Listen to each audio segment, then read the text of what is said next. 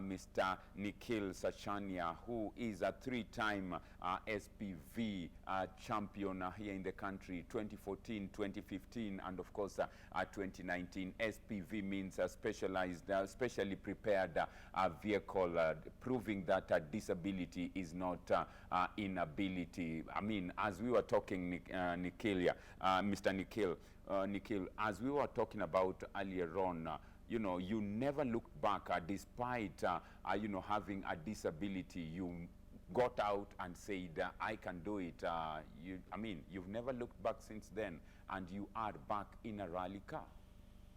Yeah, it's been a long journey to get from where I was back into a rally car. It's been an amazing journey just to meet people and to share my story. It has been very, very fun. Yeah.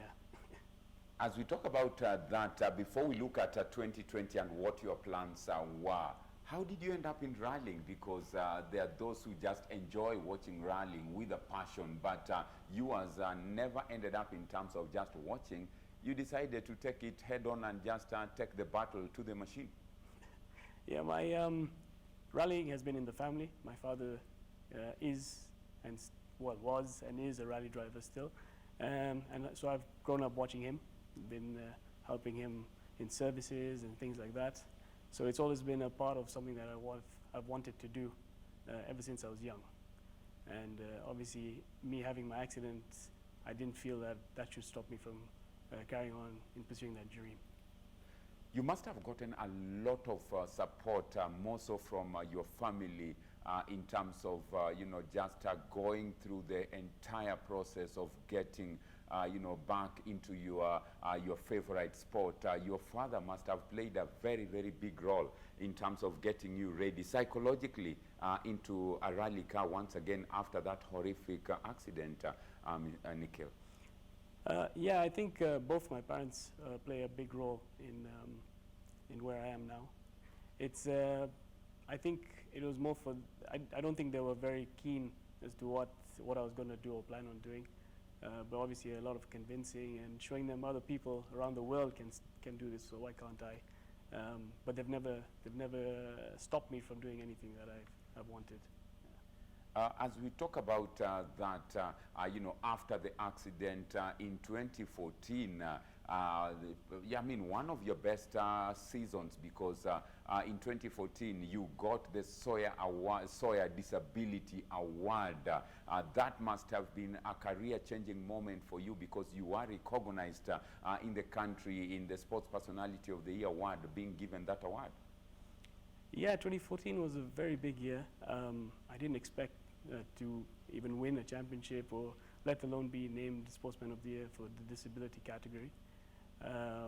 It opened a lot of doors and a lot of exposure to disability and how it influences sports and how other people actually take part in different categories of sports around the nation. Yeah. Well, we say, I mean, abled differently in everything that we do. It is very encouraging to see that, yes, we can pick up ourselves and move on despite being abled differently. Here we are now, fast forward with Nikhil, 2020 coming up with lots of expectations. Many had plans, but unfortunately COVID-19 came in and took over everything, halting all sports disciplines, not just in the country but in the world. What were your plans for 2020, and how has COVID-19 affected your plans that you had for the year? 2020 was, well, for Kenya was a big year. We had the WRC coming back. Fortunately, we still have it coming back next year, and I'm sure for a couple of more years. But yeah, my plan was to actually take part in the WRC, and obviously compete in the KNRC, which we had a good start off to this year. I think we're lying 4th overall, leading our division and leading the SPV championship again. So yeah, we were hoping to aim for at least two championships this year, and obviously take part in the WRC. When you talk about 2020, big year for Kenya with a Safari Rally expected to be back, like you say, fortunately it is still hours come 2021. We are looking at, you know, you going for a stab at the safari with all the experienced rally drivers in the world. I mean, Colin Powell says you challenge the professionals in their own backyard. Is that your dream? Yeah, I think that's a dream for many of our local drivers, not just me, but just to be exposed or put on the same level as the World Rally Championship drivers. It's one of those things that you only dream of, and I'm glad that we can be part of that. Well, wishing you all the best, and of course, looking forward to seeing that. Briefly describe for us what an SPV clearly means, and what is it that makes it a specially prepared vehicle, and to be ratified and given the green light that yes, you are free and safe to enter into the rally. What are those things that are looked into in terms of preparing an SPV? SPV class in the national championship covers basically it's a rally car that has not been homologated. So there are normally papers for a rally car that you need to abide to. Specific parts, specific safety components on the car. So my car is missing a few of those safety components for me to be able to drive. Not safety components, I mean performance parts which are missing, which are normally not actually in the car. And SPV also categorizes cars which are homemade, like a pickup. You can take, for example, my old pickup that I used to use, and Ian Duncan's old pickup as well. So those are classed as SPV. So it's something where you can pick up the ball and build your own car, and as long as it meets the safety regulations, you should be good to go and to drive. So the accelerator and everything is at the steering wheel, as we are seeing in that footage. Yeah, so the ring in front of the wheel, the steering wheel, is the accelerator, and the ring at the back is the brake. And this is my old car. As you can see, those are different hand controls. And correct. It used to be a push-pull lever. This is what I use in my everyday car. But this is a pickup, and this was a SPV, and this is the first season that I did in it. This is in the Nanyuki with my ex-navigator, Charanjeev. As we look at the vehicle and the speed that you do, does it scare you at times when you are, inside the vehicle at very high speeds? Does the 2011 memory come back to at least scare you a bit? Before I got into the KNRC Championship, I did do one training rally, which happened to be in the same location where I had my accident. I was very hesitant, nerves, it was something that you have to work your mind over. But once I was past that point, I don't think I've ever looked back to slowing down. What's the maximum speed you do when you're in a rally, in an SPV like that? What's the maximum speed that you have been into as Nikhil? On the, I think this year we've hit a top speed of 175 on the rough roads in the competitive stage. I think the other boys do go and girls go much quicker, but I'm sure we'll get there sooner or later. Now, briefly describe, what about your navigator? What happens when you end up getting a tire puncture and you need to quickly replace it and get moving? How do you handle such situations? So for me, it's pretty much just sit back and wait for him to get out of the car and change the wheel. It is very tedious for him, because if I do make a mistake, and unfortunately we do get a puncture, we're one man down basically, because I can't get out of the car and help him with the wheel. So he has to do everything for two people. Are you treated differently in such scenarios where you get a puncture and it might take you longer time to replace, like you rightly put it, when such a thing happens, you are one man less, as one would put it. Do you get a special attention or special treatment in terms of the amount of minutes allowed in terms of replacing the tire before one declares that your time bad? No, it's a level playing field. I don't get any special timings or anything of the sort. So it's what everyone else gets, I get the same thing.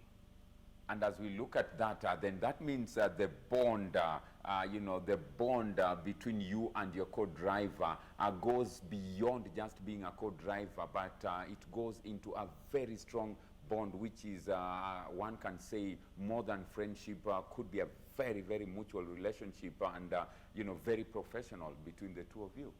Yeah, between a driver and a co-driver, it's I think you put all your trust in him, and he puts all your trust in you, and it's something that you just bond, and yeah, you have to. It's more than friendship. I don't know how it works, but yeah, it just works. By the time he says flat out, sharp bend to the right, sharp Yeah, bend to the left. you have to commit. You have to make sure that what he's saying is true and actual. Yeah.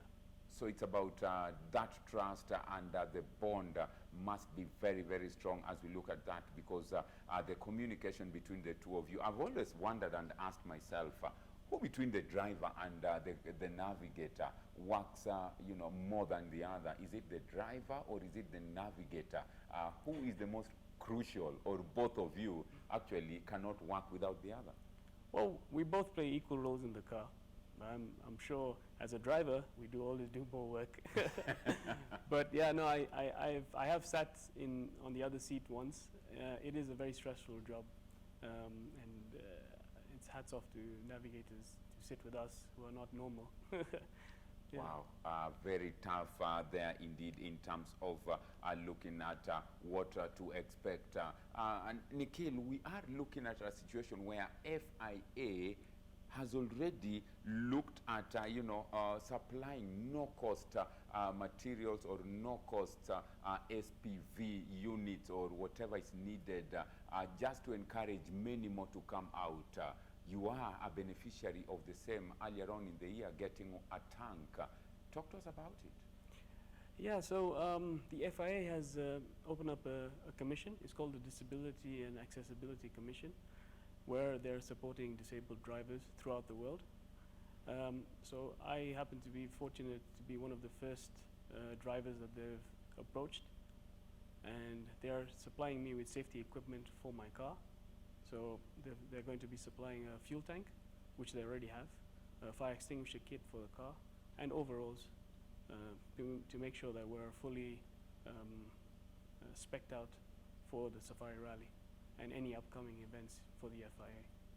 So as they do that, they're giving you equipment that are very, very high, high standard and ensures your safety. I can imagine in the event of a fire, God forbid, in the event of a fire, your safety is kind of guaranteed and given a lot of attention in the event of anything. Yeah, I mean, the fuel tank alone can sit in a fully fledged fire with fuel, which is highly flammable. The extinguisher kit, I've seen a few videos on that extinguisher kit where it puts out a fire within 2 seconds flat. And yeah, the equipment they're giving is it's to make sure the drivers are well protected and to make sure they can drive safely throughout. One would have wondered why being given a fuel tank, but like Nikhil says, a fuel tank that before it explodes into everything, it's given you enough time to at least try get into a safer zone as a driver. Very, very good move indeed from FIA, just to encourage more drivers able differently to come out and also enjoy their passion and the sport that they love so much. What about areas where you have to go and do a recce? You spend more time, and once you get into the vehicle, it's all systems go. How much time do you take when doing recces? Do you look at them differently, or just go out, take the route as it is, then you know which areas you can zoom in, which areas you can't? Or it's the navigator's work to now clearly tell you that at this point we need to be careful? Yeah, so during the recce, it's a very tedious process. We basically do the entire route. We do every stage twice. So the first loop that we normally go around, we assess the road situation. We mark up all the corners, what degree they're at. Maybe it's a slow corner, maybe it's a fast corner. And as we progress through, the second time round, we're basically driving as if we would be in a rally. Not at the high speeds that we would do in the rally, but at an average pace where the notes actually make sense. So as we go around the first pass, we would caution any bad ditches, rocks, anything that can damage the car or us in any way. So it is a tedious job. Very tedious. The Kenyan terrain has always been dubbed as one of the most grueling and tough events to take part in. If the yesteryear Safari Rally is anything to go by, as we'll see in those shots, there are some of the terrains that they have to go through. Nikhil, 2014-2015 must have been very, very good seasons for you in terms of being declared the Kenyan SPV champion. Then describe those 2 years in your career. It was not something that I was expecting to win. I wanted to just rally to enjoy myself, and I still do enjoy myself. Don't get me wrong, but it's come with a more competitive feel to it. A lot of people are following me. I've got a lot of fans.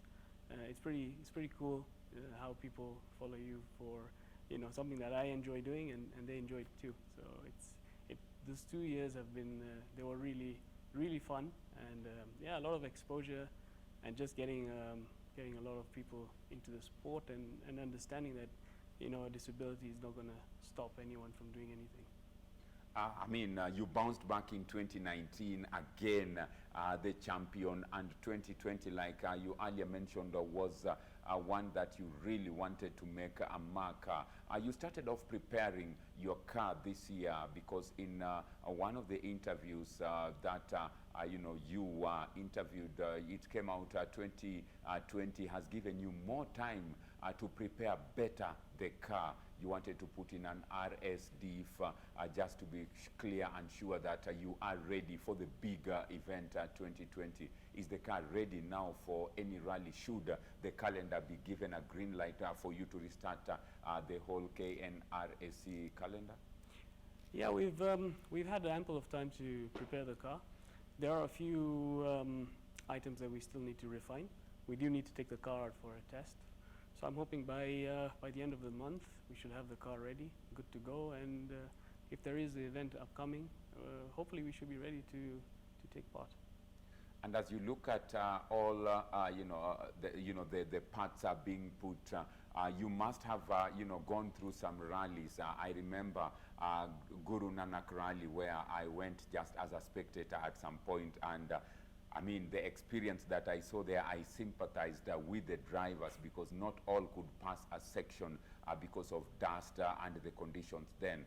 What has been, or which rally would you describe as being the most challenging for you as Nikhil, and probably your co-driver, one that you say you'll never live to forget?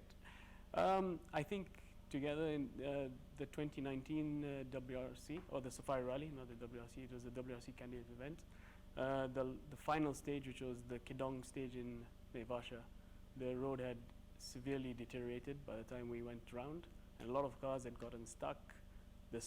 The dust was so fine, it was coming in through the hood scoops, and it was like we were literally swimming in dust. We got stuck in the stage, we got pulled out. Yeah, it was all sorts of drama in that final stage, but we managed to finish, and that was the main point, to get out of there and get to the finish line. One key value that you must be employing in rallying is patience as a value, because when you get into such conditions, the last thing you'd ever want to do is get into a panic mode. Describe what goes through your mind in such situations where you are stuck, your co-driver probably needs to come out, assess the vehicle, assess the conditions around, and make the call.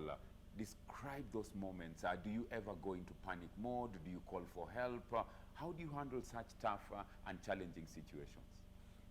So we have been in a couple of situations where we've gotten stuck, not just in the Safari Rally. I think when such things do happen, I try and assess, or we try and assess what's going on around the area. Is it something that we can do ourselves? Can we push ourselves out? Is the car overheating? You know, there's all sorts of stuff that we need to check. But the main thing is never to panic. Just keep your cool, and you know, there's always marshals that are around to try and help us out.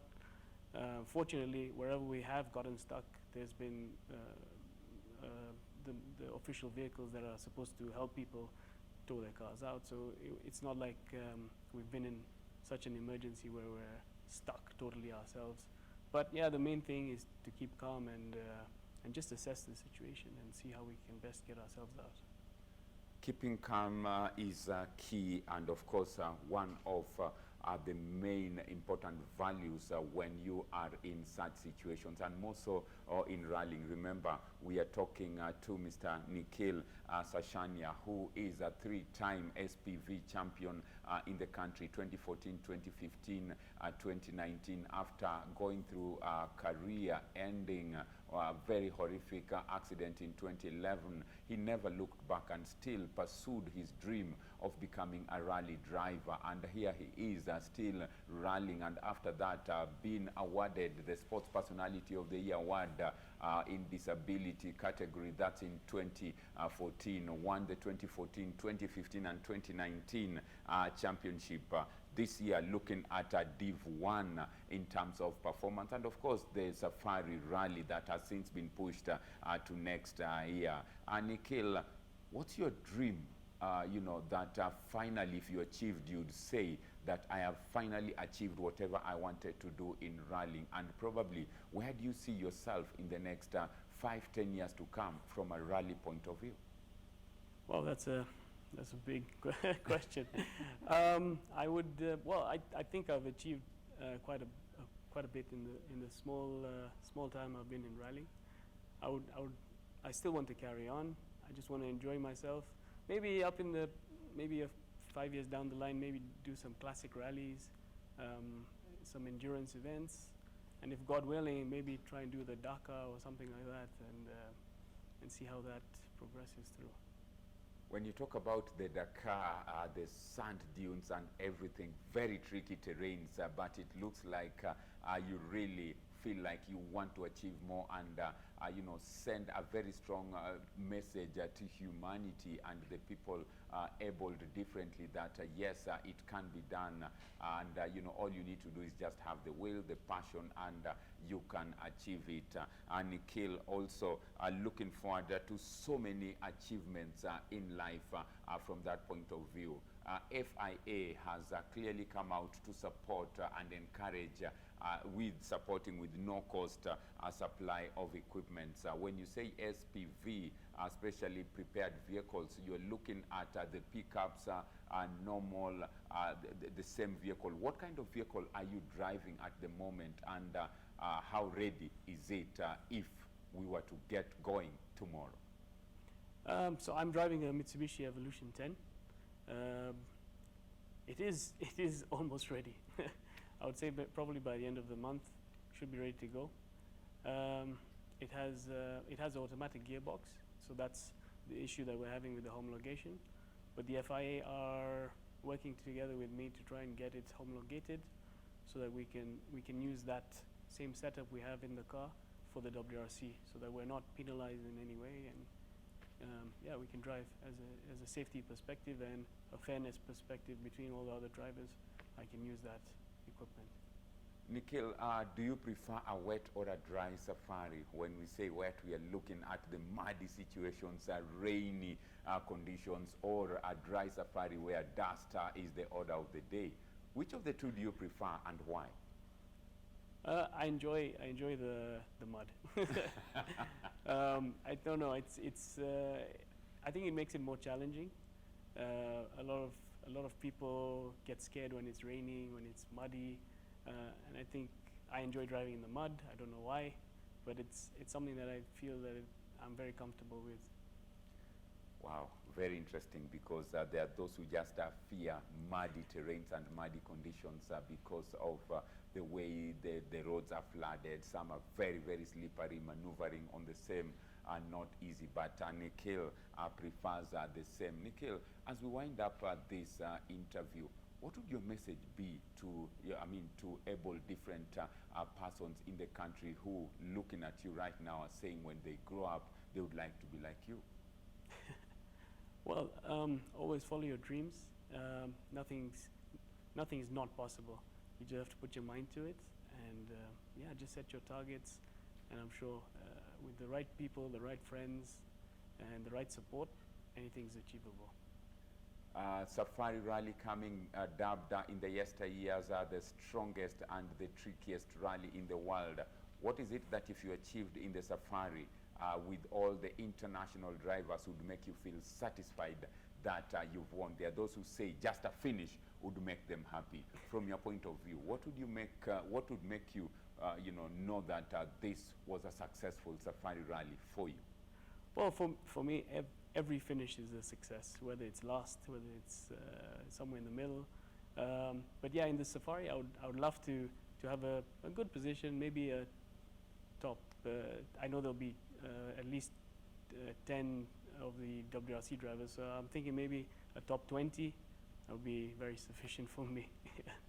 Nikhil, your dreams are valid, and anything can happen as we look forward. Thank you very much for making time to be with us this afternoon. We appreciate it, and we'll be following keenly just to let Kenyans know how you're progressing with your preparations for any rally that comes, and of course updating Kenyans on the Safari, and hopefully come next year when you'll be getting ready now to go into the tough terrains, we will invite you to come back and just let us know how prepared you are for the rally. Thank you very much for making time to be with us. Thank you very much.